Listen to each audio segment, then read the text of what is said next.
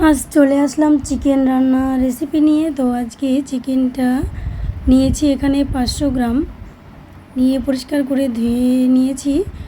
তারপরে এখানে পেঁয়াজ কুচোনো আর রসুন ছাড়িয়ে নিয়েছি। সঙ্গে যে কড়াইতে রান্না করব সেটায় সরিষার তেল, সঙ্গে এলাচ, লবঙ্গ আর দারচিনি দিয়েছি। তারপরে রসুন আর পেঁয়াজ কাটাগুলো ঢেলে দিলাম। ঢেলে দেওয়ার পরে যখন এটা লাল লাল হয়ে যাবে তখন এর মধ্যে একটা টমেটো কুচি দিয়ে দিলাম। তো টমেটো কুচিগুলো দিয়ে দেওয়ার পরে এগুলোকে ভালোভাবে নাড়াচাড়া করে নিয়ে এর মধ্যে বাকি মশলাগুলো আমি সব দিয়ে দেব। তো দিচ্ছি প্রথমে হলুদ গুঁড়ো, লঙ্কার গুঁড়ো, লবণ, সঙ্গে ধনিয়া গুঁড়ো, আর এবার দিচ্ছি আদা পেস্ট আর জিরে, কাঁচা জিরে পেস্ট করে নেওয়া।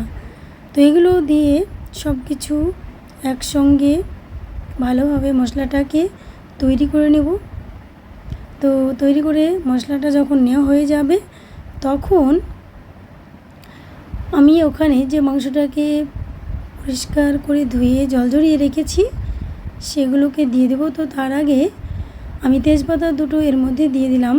তেজপাতাটা অনেক সময় তেলের মধ্যে দিলে তেজপাতাটা ভাজা হয়ে যায়, তাই তেজপাতাটা ভাজার দরকার নেই। আমি এর মধ্যে তেজপাতাটা দিয়ে দিলাম। ওটা তো ফেলে দেওয়ার কারণ তো মানে ভেজে গেলে তো গুঁড়ো হয়ে যাবে, তাই ওর সঙ্গে মিশে যাবে, ওতে ক্ষতিকর। তেজপাতাটা অবশ্য বলে নাকি ক্যান্সারের ক্ষতি, মানে ক্যান্সারের পক্ষে ক্ষতি। তো যাই হোক, এবার আমি মশলাটাকে পাকিয়ে নিলাম। তো তার আগে আমি দই দিয়েছিলাম, টক দই, সেটা একটু বলতে দেরি করে ফেললাম। তো টক দই দিয়ে ভালোভাবে মশলাটাকে তৈরি করে নিয়ে আমি এখানে মাংসগুলোকে দিয়ে দিলাম। তো মাংসগুলোকে দিয়ে দেওয়ার পরে এবার এটাকে ভালোভাবে নাড়াচাড়া করে নিতে হবে। আর ভালোভাবে নাড়াচাড়া করে নেওয়ার একটা উদ্দেশ্য যে এটা কিছুক্ষণের জন্য একটু ঢাকা দিয়ে রাখলে অটোমেটিক এই জলটা বার হবে। এটা কোনো জল দেওয়া নয়, অবশ্য একটু ঢাকা দিয়ে রাখলে আর মিডিয়াম ফ্লেমে করে রাখলেই কিন্তু মাংসর গা থেকে জলটা সুন্দরভাবে বার হয়ে যায়। আর এই জলটাকে মানে সে মেরে ফেলে তারপরে কিন্তু জল দিতে হবে। তো জল দিয়েছি আমি ওটা অতটা দেখাইনি।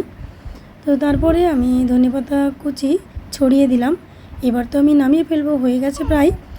তো যদি এই চিকেন রান্নাটা ভালো লেগে থাকে তাহলে অবশ্যই আপনারা এইভাবে রান্না করে দেখবেন।